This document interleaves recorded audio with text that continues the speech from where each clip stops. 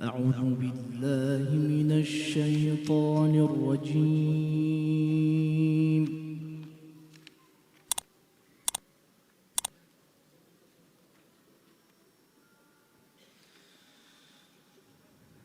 بسم الله الرحمن الرحيم.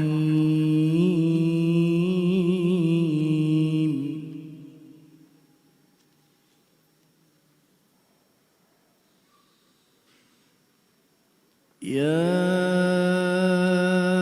أيها الذين آمنوا اتقوا الله حق تقاته ولا تموتن إلا وأنتم مسلمون.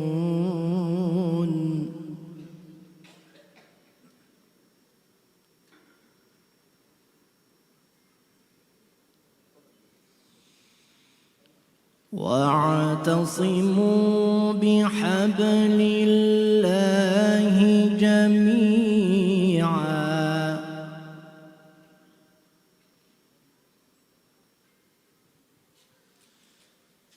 إنه هو السميع البصير.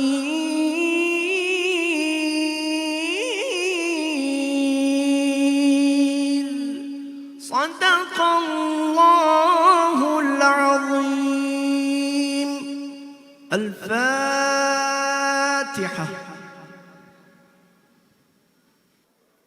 وعلى سيد الأنبياء والمرسلين وعلى آله وأصحابه ومن تبعهم بإحسان إلى يوم الدين، وسلام الله عليكم ورحمته وبركاته أيها الجمهور الكريم المبارك.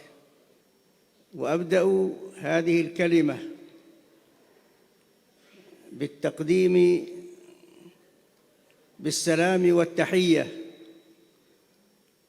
لمن لهم فضل بعد الله علينا وعلى هذه الأمة، أولهم الشهداء، شهداء الأمة في فلسطين وغير فلسطين، ولا سيما شهداء المسجد الأقصى وشهداء غزة وشهداء فلسطين كلها، فلهم منا من الائتلاف العالمي لنصرة القدس وفلسطين أزكى التحيات.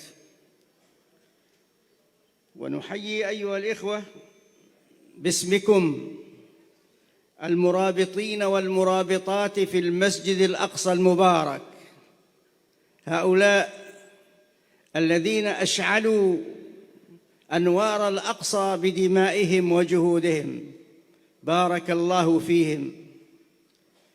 ونحيي معكم أيها الإخوة المرابطين والمرابطات والمجاهدين والمجاهدات والقابضين على الزناد في غزة. غزة مسلحة الأمة وقلعتها وحصنها الحصين. وأحيي باسمكم واسم هذا الائتلاف المبارك أبناء الأمة كلها الذين جئتم تمثلونها من أكثر من 50 بلداً، فأنتم العالم اليوم في رحاب اسطنبول، فحياكم الله يا أبناء الأمة، يا ضمير الأمة، يا قلب الأمة. وأحيي معكم وباسم هذا الائتلاف ترك الإسلام في قلعتها اسطنبول وفي قيادتها المباركة، فحي الله تركيا بلداً وقيادة وشعبا.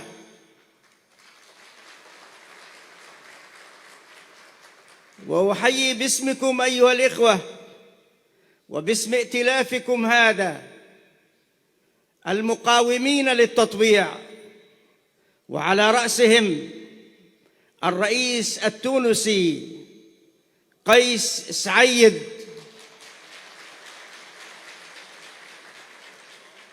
هذا الرجل الذي نطق اليوم كلمة دوت في أرجاء العالم: التطبيع خيانة. ولعل كلمته هذه تكون بإذن الله فيصلا بين عهدين، بين عهد كان يعتبر التطبيع اجتهادا، وعهد آخر يعتبر التطبيع خيانة. وأحيي باسمكم أيها الإخوة والأخوات أولئك الجنود المجهولين الذين قاموا بالتحضير لهذا الملتقى وهذا الائتلاف، وقطعوا ليلهم ونهارهم لشهور متواليات يعدون لاجتماعكم هذا الهيئة التحضيرية لهذا الملتقى، فحياكم الله جميعا ومرحبا بكم. وأحيي أيها الإخوة وكالات الأنباء والإعلام والفضائيات التي تقوم بتغطية هذا الحدث الكبير وهذا الملتقى الإسلامي العالمي الإنساني الواسع الذي يمثل شعوب الأرض جميعها، فحياكم الله جميعا أيها الإخوة والأخوات.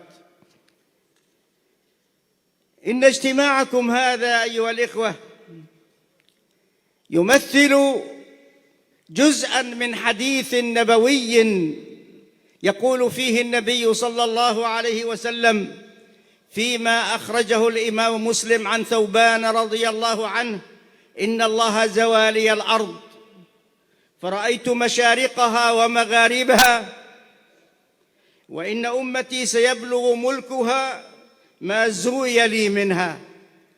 نعم، رأى النبي صلى الله عليه وسلم الكون كله مشارقه ومغاربه، وأنه جمع له أمام ناظريه صلى الله عليه وسلم.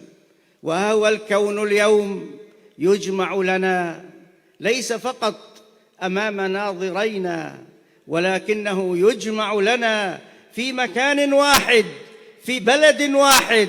جئتم على اختلاف الأنساب والألوان والألسنة، فحياكم الله، جمعتكم هذه القضية المباركة، قضية فلسطين، جمعكم المسجد الأقصى، شددتم الرحال إليه، فأنتم اليوم أيها الإخوة في رحال المسجد الأقصى، فحياكم الله جميعا. أيها الإخوة والأخوات، كلمتي إليكم اليوم تدور حول قضية في غاية الأهمية، إنها قضية التكليف الشرعي الذي طالبنا الله تبارك وتعالى به.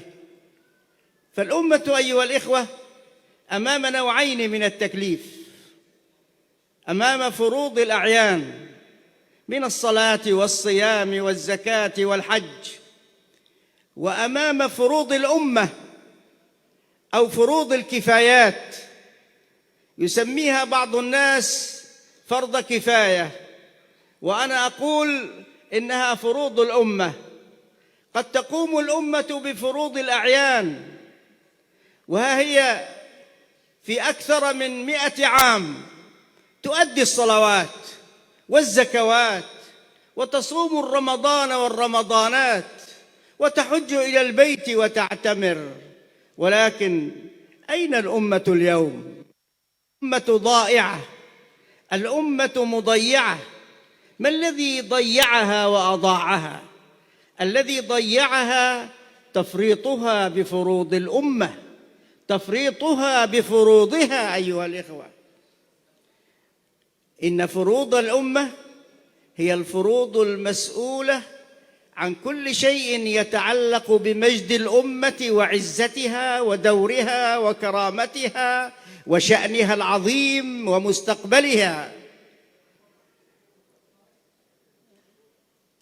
هذه الأمة التي كانت تنظر إلى فروض الكفاية أنها فروض أمور كالجنازة، وفاتها أن إقامة الدولة الإسلامية فرض كفاية، وأن الأمر بالمعروف والنهي عن المنكر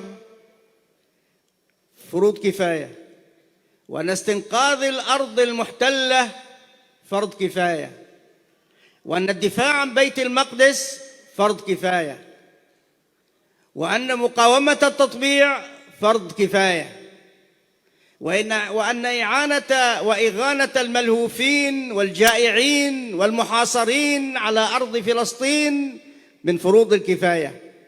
ولكن أيها الإخوة، ماذا تعني هذه الفروض؟ تعني أنها واجبات متعلقة بالذمة العامة للأمة. الأمة لها ذمة واحدة، ذمة المؤمنين والمؤمنات، المسلمين والمسلمات. الأمة الواحدة لها ذمة واحدة تتعلق بها فروض الكفاية، كل فروض الكفاية. وما أجمل أن نجد عند الإمام الشاطبي رحمه الله أن يقسم الناس أمام فروض الكفاية إلى قسمين. القسم الأول القادرون على تنفيذ هذه الفروض. القادرون يعني مثلا أهل فلسطين في غزة يجاهدون يحملون السلاح، هؤلاء قادرون، عليهم فرض القيام بهذا الفرض.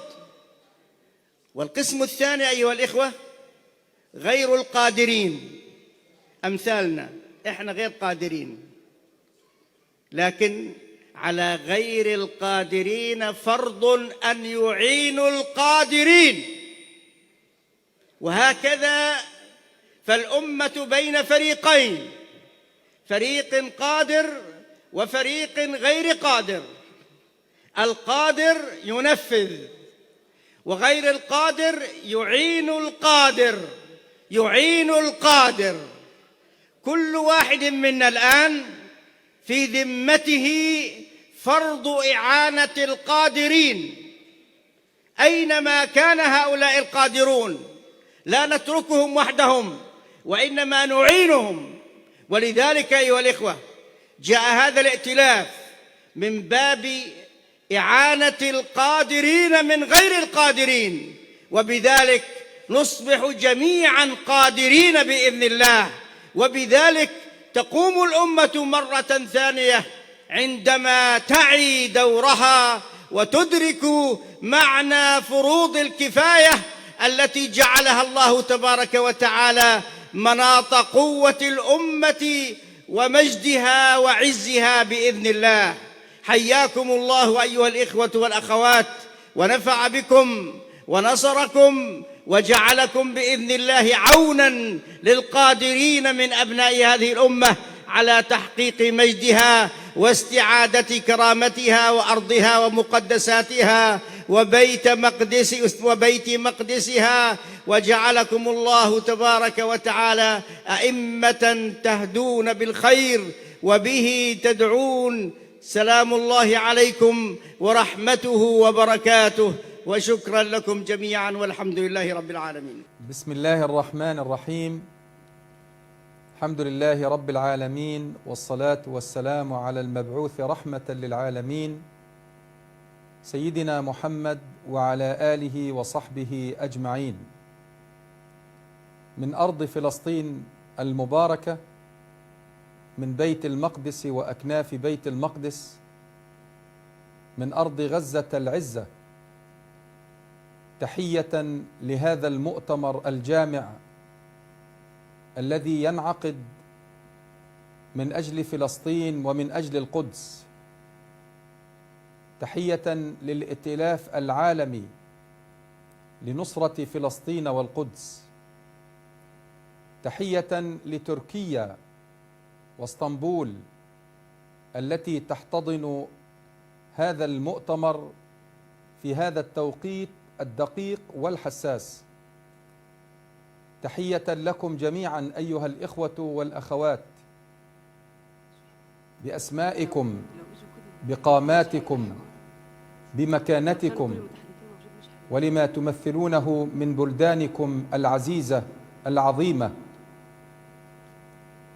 التي تعبر من خلال وجودكم عن احتضانها لقضية القدس ولقضية فلسطين.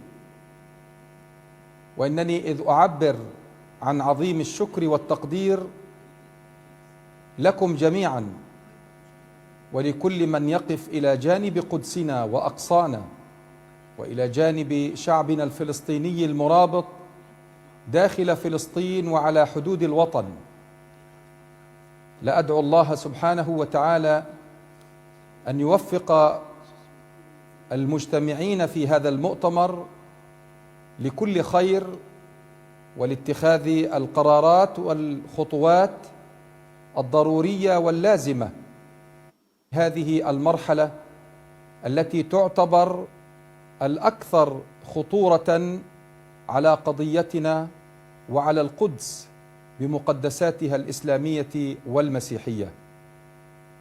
هذا المؤتمر يحمل في هذا التوقيت أكثر من دلالة.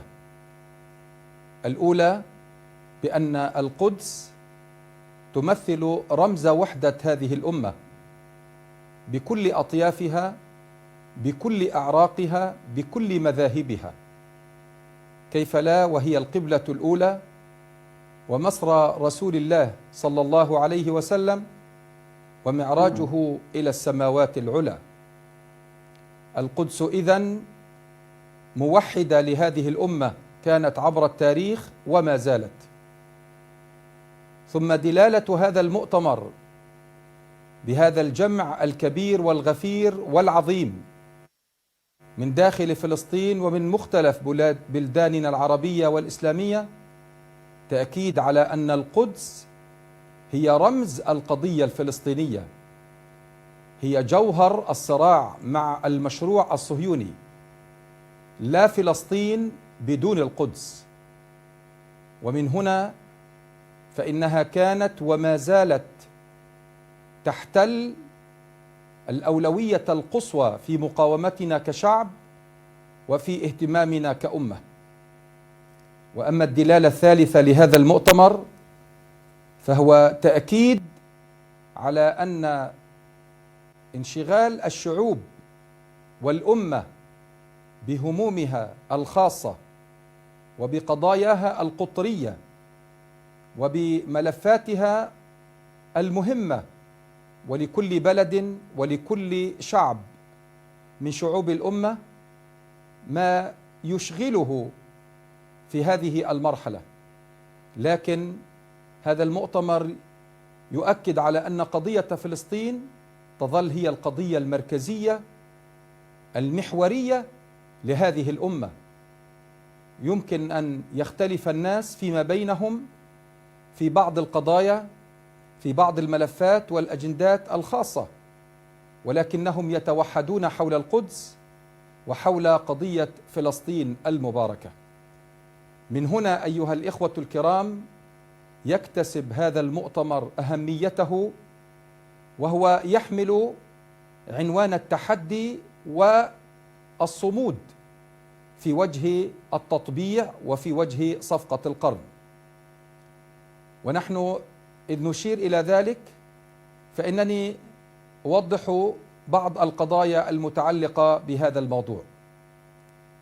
أولا، إن صفقة القرن التي استهدفت قضية الأمة في فلسطين والقدس يتعدى خطرها إلى المنطقة بشكل عام، فهي أولا تستهدف القدس وحق العودة والهوية والأرض، وأيضا تود أن تفتح باب التطبيع واسعا للاحتلال الصهيوني مع الكثير من مكونات الأمة والدول العربية والإسلامية. لذلك فإن واجب التوحد في وجه هذه الصفقة بل والعمل من أجل إسقاطها أصبح ضرورة وطنية أممية وفريضة شرعية. ونحن هنا على أرض فلسطين أخذنا الكثير من الخطوات على هذا الصعيد. إنني آمل أيها الإخوة، ولا أريد أن أطيل، كان بودي أن أكون معكم وبينكم وبالقرب منكم، ولكن حالة الظروف التي تعلمون بيننا وبين أن نكون معكم وبينكم، ولكن آمل أن تعوض هذه الكلمة وهذه المشاركة بعض هذا الغياب الجسدي، ولكن القلب معكم والروح تطوف بكم فوق رحاب المسجد الأقصى وفوق قبة الصخرة المشرفة. إننا نؤكد على ضرورة أن يصدر عن هذا المؤتمر قرارات ورؤية وخطة عمل، وأن تنتقل الأمة من استراتيجية الدعم والإسناد لشعبنا ولمقاومتنا ولأهلنا في القدس ولمسجدنا الأقصى المبارك إلى استراتيجية الانخراط المباشر ووضع الخطط الضرورية واللازمة لإنجاز مشروع تحرير القدس وكل أرض فلسطين وعودة الشعب الفلسطيني إلى أرضه وإلى وطنه. ومن هنا فإنني أدعو المؤتمر إلى الآتي: أولا، وضع خطة وبرنامج عمل ورؤية جامعة لإسقاط مشاريع تصفية قضية فلسطين والقدس ومقدساتها، وعلى رأس هذه المشاريع هو إسقاط صفقة القرن التي مثلت قمة التحالف الأيديولوجي بين الإدارة الأمريكية وبين المشروع الصهيوني على أرض فلسطين. ثانيا، إطلاق مبادرة شعبية في مواجهة التطبيع مع الكيان الصهيوني. وفي هذا السياق فإننا نثمن كل المواقف الرسمية والشعبية التي ترفض التطبيع والتي تعتبره، كما عبر عنه الرئيس التونسي الجديد المنتخب قيس سعيد، اعتبره خيانة عظمى. ثالثا، دعم صمود شعبنا الفلسطيني وفي القدس خاصة، لأن المرابطين والمرابطات وأهلنا في القدس الذين يمثلون رأس الجسر ورأس الرمح إنهم يدافعون عن القدس والأقصى بأرواحهم، بصدورهم العارية، بقبضات أيديهم، بسواعدهم، برباطهم داخل المسجد الأقصى، بالتصدي لقطعان المستوطنين وغلاة الصهاينة الذين يستبيحون المسجد الأقصى صباح مساء. إن هؤلاء الأبطال، هؤلاء المرابطين والمرابطات، بحاجة أكثر من أي وقت مضى إلى دعم واحتضان وإسناد سياسي وإعلامي ومادي ومالي وعلى كل الصعد، حتى لا يظل أهلنا في القدس وحدهم يواجهون أخطر المخططات الصهيونية التي تستهدف المسجد الأقصى المبارك. إنني آمل من هذا المؤتمر الموقر أن يصل نهاياته إلى ما نريد، بما في ذلك إنشاء الصندوق الشعبي لدعم أهلنا في القدس ولحماية المسجد الأقصى المبارك من مخططات الصهاينة. في الختام أريد أن أؤكد لهذا المؤتمر الموقر بأننا كشعب فلسطيني وكفصائل، وفي مقدمتها حركة المقاومة الإسلامية حماس، متمسكون بأرضنا بكل فلسطين، لن نعترف بإسرائيل، لن نتنازل عن ذرة كشعب فلسطيني. والأمة من حولنا هم سدنة البيت وحراس ميراث النبوة وبوابة الأرض إلى السماء، ألا هي القدس والمسجد الأقصى المبارك. والسلام عليكم ورحمة الله تعالى وبركاته. وأما الآن فليتفضل الرسام سليم عاصي الفنان الفلسطيني المقاوم ليفصح لنا عن لوحته التي رسمها خلال هذه الجلسات.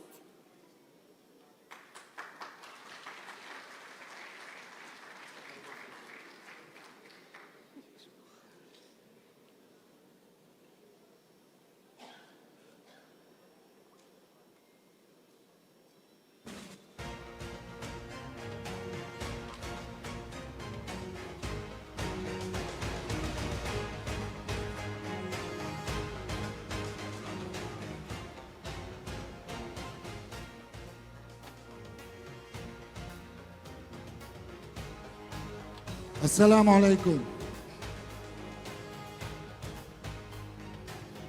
أنا الأسير.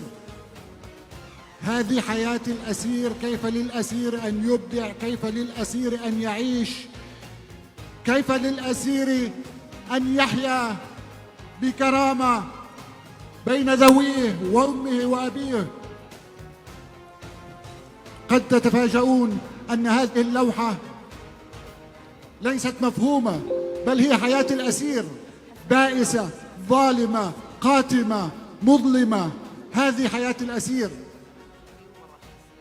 كلها سواد، كلها ظلمة، كلها ظلام، كلها عذاب. هذه باختصار حياة الأسير، وكل ما يتمناه هو الحرية. ولذلك فلنكسر القيد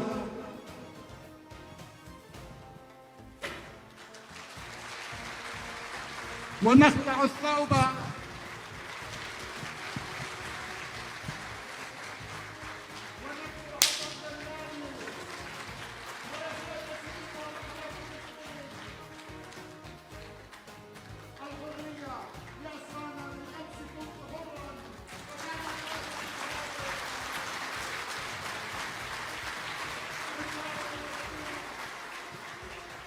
خنساء فلسطين ام ناصر ابو حميد هي ام ل5 أسرى ل6 أسرى و5 منهم مؤبد.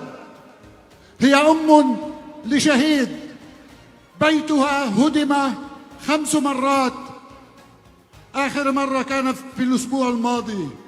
هذه الأم الصابرة، هذه نموذج وأيقونة فلسطينية، فلتحيا كل الأمهات الماجدات والفلسطينيات، أمهات الأسرى والشهداء والجرحى. هذه أم ناصر أبو حميد، هؤلاء هم أولادها ال6 من مختلف الألوان، من مختلف الطيف الفلسطيني، ففيه أبنائها في كل فصائل الثورة الفلسطينية.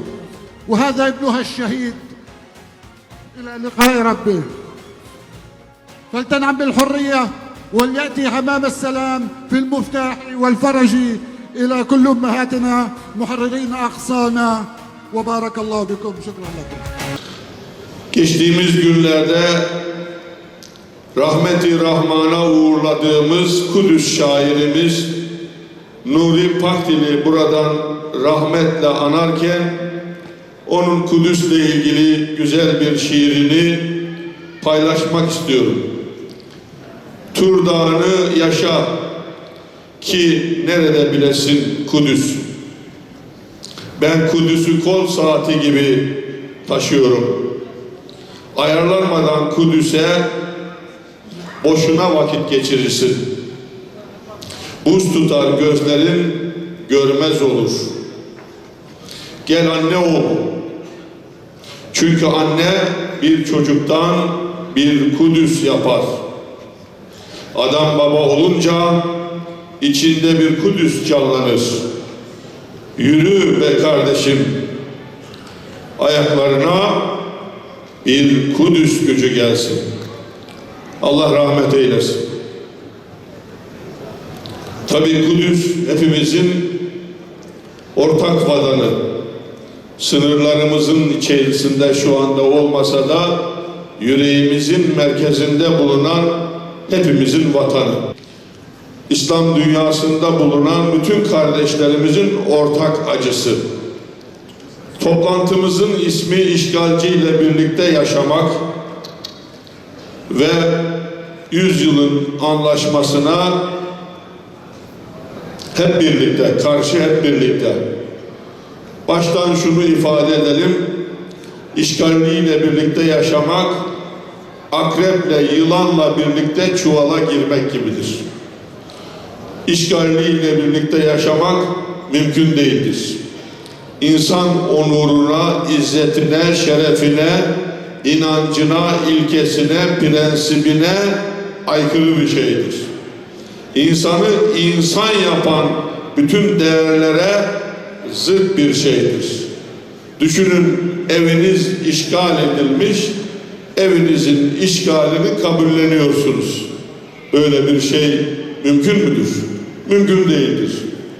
Bunun en güzel örnekliğini de bugün Filistin halkı veriyor. Belki toprakları işgal ediliyor, belki çocukları katlediliyor, belki erkekleri hapislere atılıyor. Ancak 100 yıldır bu zulme direniyor.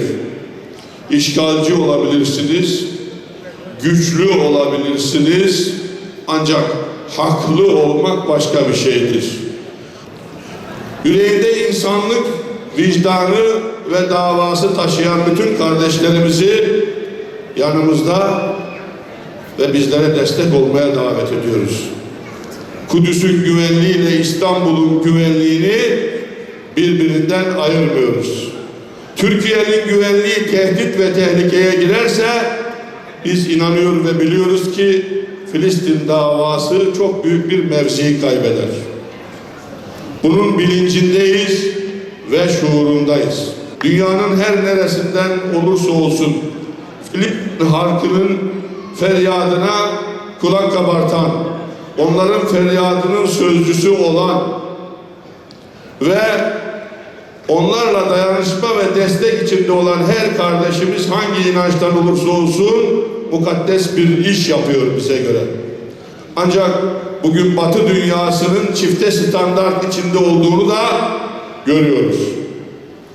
Kendi çıkarları, emelleri ve amaçları için Batı dünyasındaki ülkelerin maalesef üzerine düşenleri gerektiği şekilde yerine getirmediğinin farkındayız.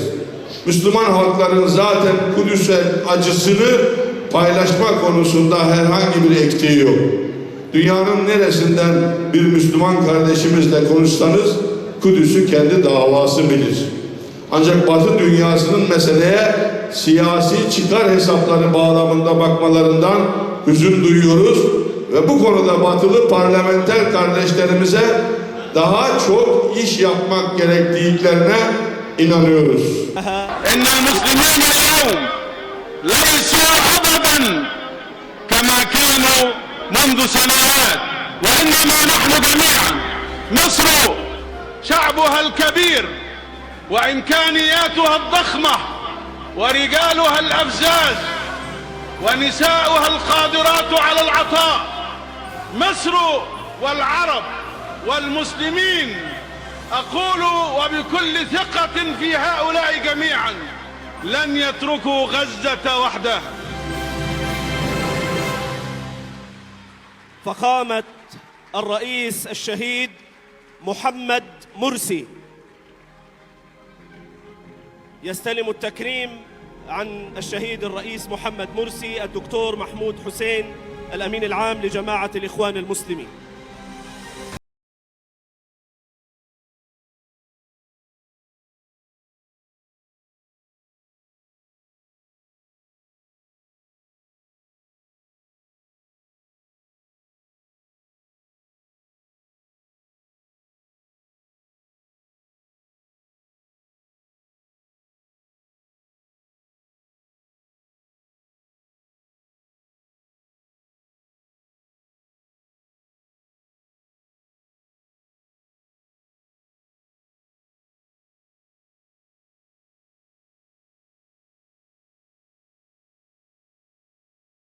Tur Dağı'nı yaşa, ki bilesin nerede Kudüs.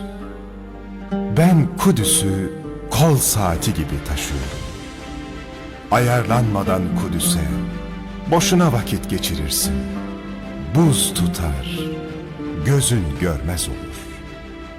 Gel, anne ol. Çünkü anne bir çocuktan bir Kudüs yapar. Adam baba olunca içinde bir Kudüs canlanır.